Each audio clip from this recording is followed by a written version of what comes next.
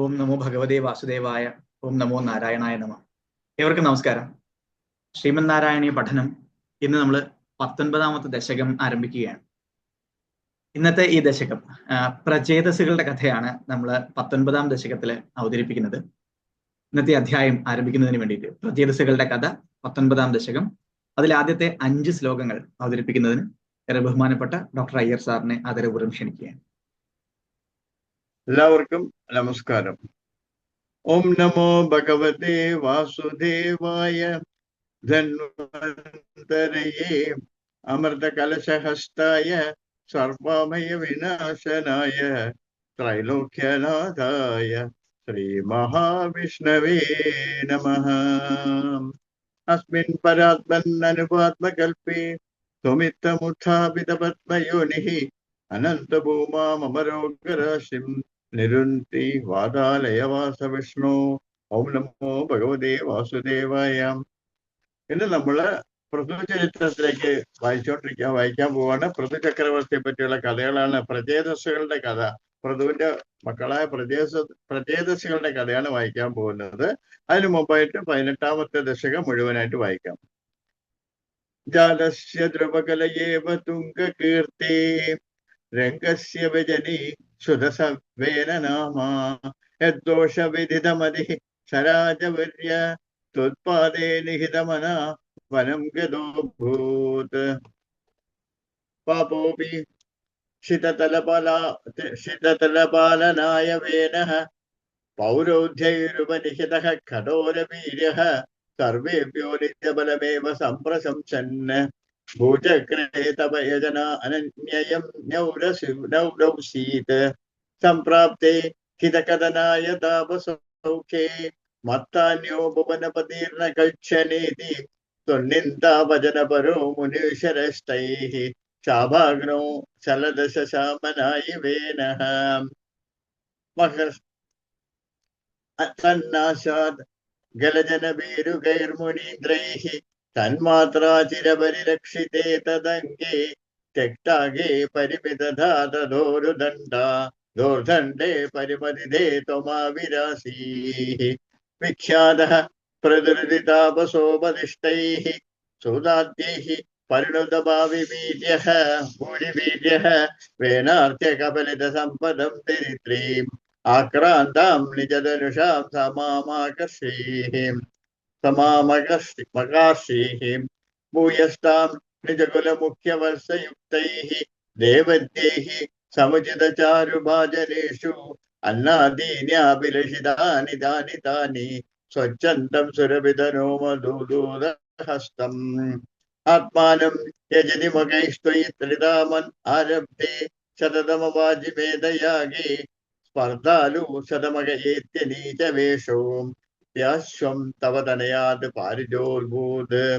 ദേവേന്ദ്രം മുഹിരിതി വാജിനം ഹരന്തം വല്ലൗതം മുനിവരമണ്ഡലേ ജുഹൂഷൗ വൃന്ദാനേ കമലഭവേ കൃതോഃ സമാപ്തൗ.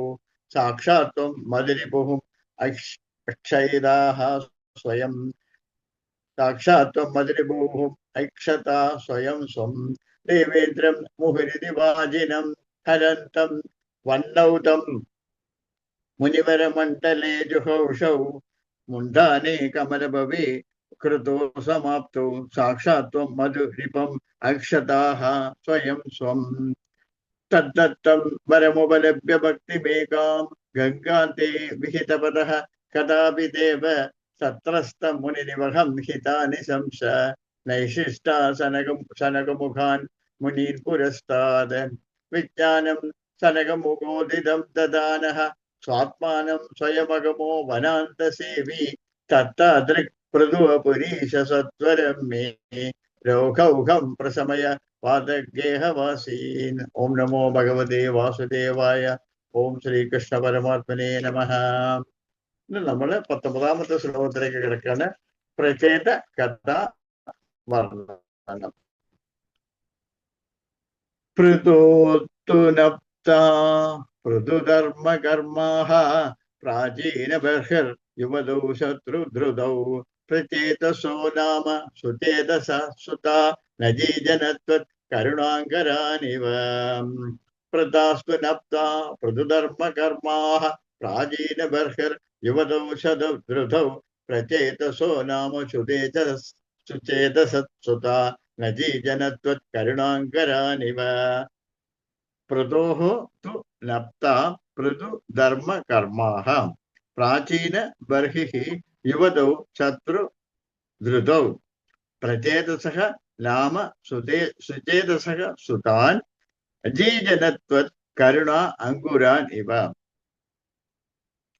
पृथुस्तु नप्ता पृथुधर्मकर्मा प्राचीनबर्हिर्युवतौषधधृतौ प्रचेतसो नाम सुचेतसुतान् अजीजनत्वत् करुणाङ्कुरान् इव ഇതിന്റെ അർത്ഥം എന്താണെന്ന് വെച്ചാല് ആ പൃഥുവിന്റെ തന്നെ പൗത്രന്റെ പുത്രനായ പരമധർമ്മിഷ്ഠനായ പ്രാചീന ബർഹിസ് യുവതിയായ ശതദ്രുതി എന്ന പത്നിയിൽ അങ്ങയുടെ കരുണയുടെ മുളകൾ എന്നതുപോലെ സുശീലന്മാരായ പ്രജേതസ്സുകൾ എന്ന പുത്രന്മാരെ ജനിപ്പിച്ചു.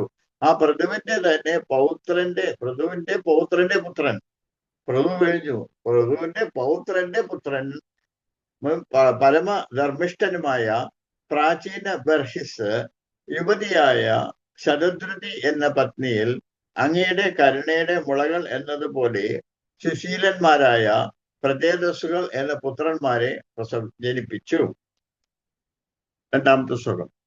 പിതൃശിഷ്യ നിരതസ്യ ശാസനാത് ഭവത്തപസ്യാഭിരതോദശാപിതേ പയോനിധിം പശ്ചിമമേത്യ തത്തടേ സരോവര സന്തദൃശർമനോഹരം. പിതൃശിഷ്യ നിരതസ്യ ശാസനാത് ഭവത്തപസ്യാഭിരതോദശാപിതേ പയോനിധിം പശ്ചിമമേത്യ തത്തടേ സരോവരം സന്തദൃശുർമനോഹരം. പിതുഃ ശുശ്രൂഷ്യ നിരതസ്യ ശാസനാത് ഭവത് തപസ്യ അഭിരതാഃ ദശ അപി തേ പയോനിധിം പശ്ചിമം ഏത്യ തത്തടേ സരോവരം സന്തദൃശ്യ മനോഹരം. പിതൃശുശ്രൂഷ നിരതസ്യ ശാസനാത് ഭവത് തപസ്യാഭിരതോദശാപി തേ പയോനിധിം പശ്ചിമമേത്യ തത്തടേ സരോവരം സദൃശു മനോഹരം. സൃഷ്ടികർമ്മത്തിൽ ഔത്സുക്യത്തോടു കൂടിയ പിതാവിന്റെ ആജ്ഞ അനുസരിച്ച് അങ്ങയെ ധ്യാനിച്ചുകൊണ്ട് തപസ് ചെയ്യാൻ പുറപ്പെട്ടവരായ അവർ 10 പേരും പടിഞ്ഞാറേ സമുദ്രത്തെ പ്രാപിച്ച് അതിന്റെ കരയിൽ മനോഹരമായ ഒരു താമരപ്പൊയ്കയെ കണ്ടു. സൃഷ്ടികർമ്മത്തിൽ ഔത്സുകത്തോടു കൂടി, അതായത് പ്രഭുവിന്റെ പേരക്കുട്ടികളുടെ മകന്റെ മക്കളാണ് ഇവര്. അപ്പോ ഈ സൃഷ്ടികർമ്മത്തിൽ ഔത്സുകത്തോടു കൂടിയ പിതാവിന്റെ ആജ്ഞ അനുസരിച്ച് അങ്ങയെ ധ്യാനിച്ചുകൊണ്ട് തപസ് ചെയ്യാൻ പുറപ്പെട്ടവരായ അവർ 10 പേരും പടിഞ്ഞാറേ സമുദ്രത്തിൽ പ്രാപിച്ച് അതിന്റെ കരയിൽ മനോഹരമായ ഒരു താമര പൊയ്കയെ കണ്ടു. മൂന്നാമത്തെ ശ്ലോകം. തഥാപവിത്യർത്ഥമിതം സമാഗതോ ഭവോ ഭവസേവകദർശനാദൃത പ്രകാശമാസാദ്യ പുരപ്രചേതസാം പ്രകാശമാദ്യ പുരപ്രചേതസോ മുപാദിശദ്ഭക്തതമസ്തവസ്തവം തഥാ ഭവതീർത്ഥമിദം സമാഗതോ ഭവോ ഭവസേവകദർശനാദൃത പ്രകാശമാസദ്യ പുരപ്രചേതസാഃ മുപാദിശദ്ഭവതധർമ്മ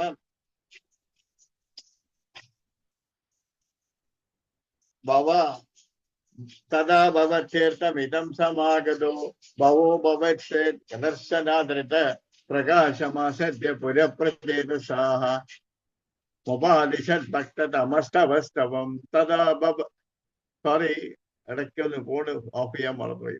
തഥാ ഭവതീർത്ഥമിദം സമാഗതോ ഭവോ ഭവത്സേവകദർശനാദൃത പ്രകാശമാസാദ്യ പുരപ്രചേതസാ മുപാദിശദ്ഭക്തതമസ്തവസ്തവം തഥാ ഭവതീർത്ഥമിദം സമാഗതോ ഭവോ ഭവത്സേവകദർശനാദൃത പ്രകാശമാസാദ്യ പുരപ്രചേതസാ മുപാദിശദ്ഭക്തതമസ്തവസ്തവം തതോ ഭവത് തീർത്ഥം ഇദം സമാഗതഃ ഭവഃ ഭവത് സേവക ദർശന ആദൃതഃ പ്രകാശം ആസാദ്യ പുരപ്രചേതസാം ഉപാദിശദ്ഭക്തതമഃ തവസ്തവം. തഥാ ഭവത് തീർത്ഥം ഇതം സമാഗതഃ ഭവഃ ഭവത് സേവക ദർശന ആദൃത പ്രകാശം ആസാദ്യ പുരഃ പ്രചേതസാം ഉപാദിശത് ഭക്തഃ തമഃ തവസ്തവം.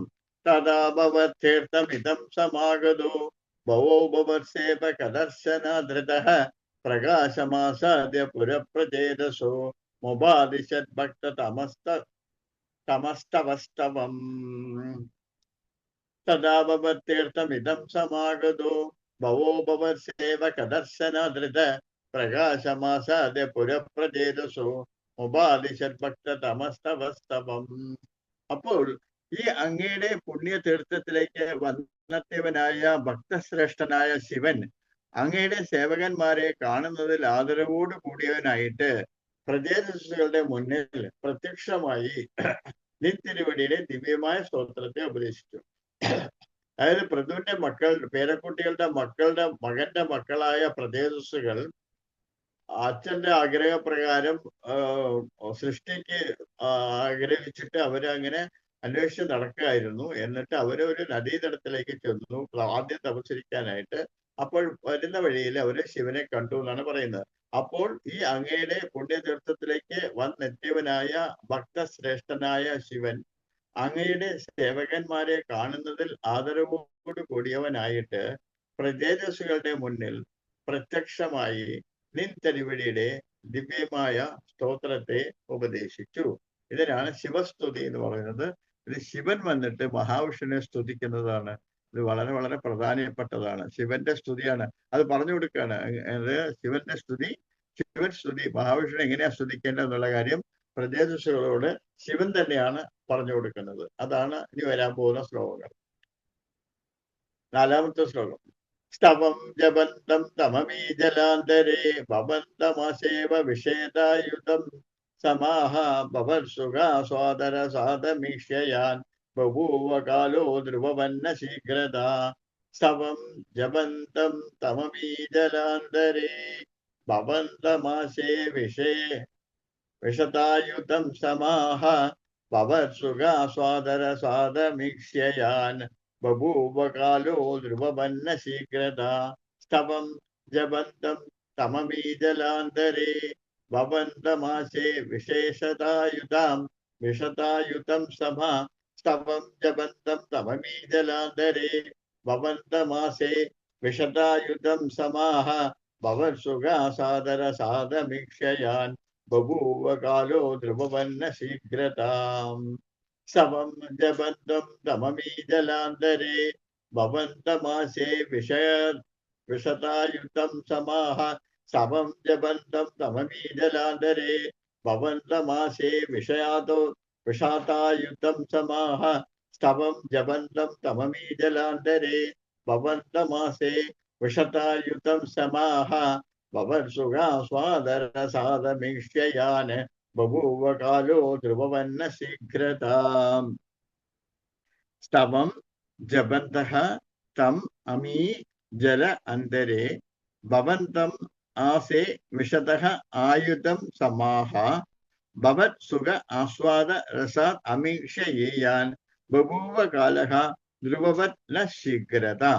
തവം ജപന്തം തമമീ ജലാന്തരേ ഭവന്തമാസേ വിഷതായുധം സമാഹ ഭവത് സുഖാസ്വാദര സാധമീക്ഷ്യയാൻ ബഭൂവ കാലോ ധ്രുവവന്ന ശീഘ്രതാം. ഇതിന്റെ അർത്ഥം എന്താണെന്ന് പറയാം. ഇവർ ആ ശ്രീ രുദ്രനാൽ ശിവനാൽ ഉപദേശിക്കപ്പെട്ട സ്തോത്രത്തെ ജപിച്ചുകൊണ്ട് വെള്ളത്തിനുള്ളിൽ 10,000 കൊല്ലങ്ങളോളം നിന്തിരുവടിയെ ഭജിച്ചു. അങ്ങയുടെ ചിദാനന്ദ സുഖം ആസ്വദിക്കുന്ന രസത്തോടു കൂടിയവരായിരുന്നത് കൊണ്ട് ഇവരിൽ ഇത്രയും കാലതാമസം ഉണ്ടായി. ധ്രുവനെ പോലെ ദർശനം നൽകുന്നതിൽ അത്രയ്ക്ക് വേഗത ഉണ്ടായില്ല. അതായത് ധ്രുവൻ പ്രാർത്ഥിച്ചപ്പോൾ അങ്ങ് പ്രത്യേകമായിട്ട് ഉടനെ പ്രത്യക്ഷപ്പെട്ടു. പക്ഷെ രുദ്രനാൽ ജപിക്കപ്പെട്ട മന്ത്രം ജപിച്ചിട്ടും കുറെ അധികം കാലം ഈ പ്രദേശത്തൊക്കെ ജപിക്കേണ്ടി വന്നു. അപ്പോഴേ നിങ്ങളെ പ്രത്യക്ഷപ്പെട്ടുള്ളൂ എന്നാ പറയുന്നത്. ഇവർ ആ ശ്രീ രുദ്രനാൽ ഉപദേശിക്കപ്പെട്ട സ്തോത്രത്തെ ജപിച്ചുകൊണ്ട് വെള്ളത്തിനുള്ളിൽ 10,000 കൊല്ലങ്ങളോളം നിന്തിരുവടിയെ ഭജിച്ചു. ശ്രീമദ് ഭാഗവതത്തിൽ ആ ശ്ലോകം പറയുന്നുണ്ട്. ഇവർ ശ്രീ രുദ്രനാൽ ഉപദേശിക്കപ്പെട്ട സ്തോത്രത്തെ ജപിച്ചുകൊണ്ട് വെള്ളത്തിനുള്ളിൽ 10,000 കൊല്ലമോളം നിന്തിരുവടിയെ ഭജിച്ചു.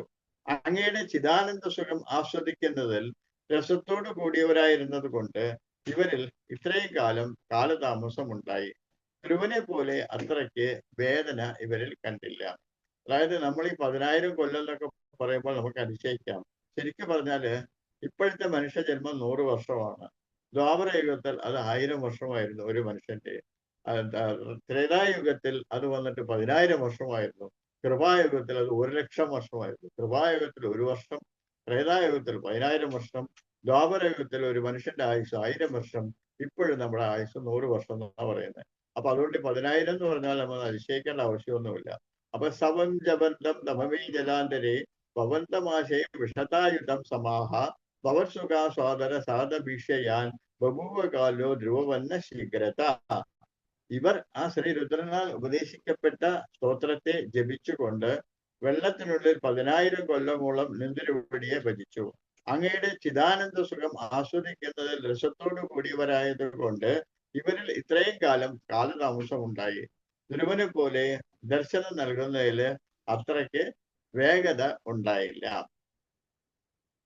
അടുത്ത ശ്ലോകം നമുക്ക് വായിക്കാം. 5-ാമത്തെ ശ്ലോകം. തപോപിരേഷാമതിമാത്രവർദ്ധിഭിഃ സയജ്ഞ ഹിംസാ നിരതോപി പാവിതഃ പിതാപി തേഷാം ഗൃഹയാതനാരദ പ്രദർശിതാത്മാ ഭവതാത്മതാം യയൗ. തപോപിരേഷാമതിമാത്രവർദ്ധിഭിഃ സയജ്ഞ ഹിംസാ നിരതോപി പാവിതഃ പിതാപി തേഷാം ഗൃഹയാതനാരദ പ്രദർശിതാത്മാ ഭവതാത്മതാം യയൗ. എന്താണ് ഈ ശ്ലോകത്തിന്റെ പിരിച്ചു പറയുമ്പോൾ? തപോഭിഹി യേഷാം അതിമാത്ര വർദ്ധിഭിഹി സയജ്ഞ ഹിംസ നിരതഃ അഭി പാവിതഃ പിതാ അഭി തേഷാം ഗുഹയാത നാരദഃ പ്രദർശിതാത്മാ ഭവത് ആത്മതാം യയൗ. തപോഭിരേഷാം അതിമാത്ര വർദ്ധിഭിഹി സയജ്ഞ ഹിംസ നിരതോപി പാവിതഃ പിതാപി തേഷാം ഗൃഹയാത നാരദ പ്രദർശിതാത്മാ ഭവതാത്മതാം യയൗ. ഇവരുടെ ഏറ്റവും വർദ്ധിച്ച തപസ്സുകൾ കണ്ട് യാഗഹിംസയിൽ നിരതനായിരുന്നതോടുകൂടി പരിശുദ്ധനാക്കപ്പെട്ടവനായി അവരുടെ ആ പിതാവ് ഗൃഹത്തിലേക്ക് വന്ന നാരദ മഹർഷിയാൽ ആത്മജ്ഞാനം ലഭിച്ചവനായി അങ്ങയുടെ സായുജ്യത്തെ പ്രാപിച്ചു.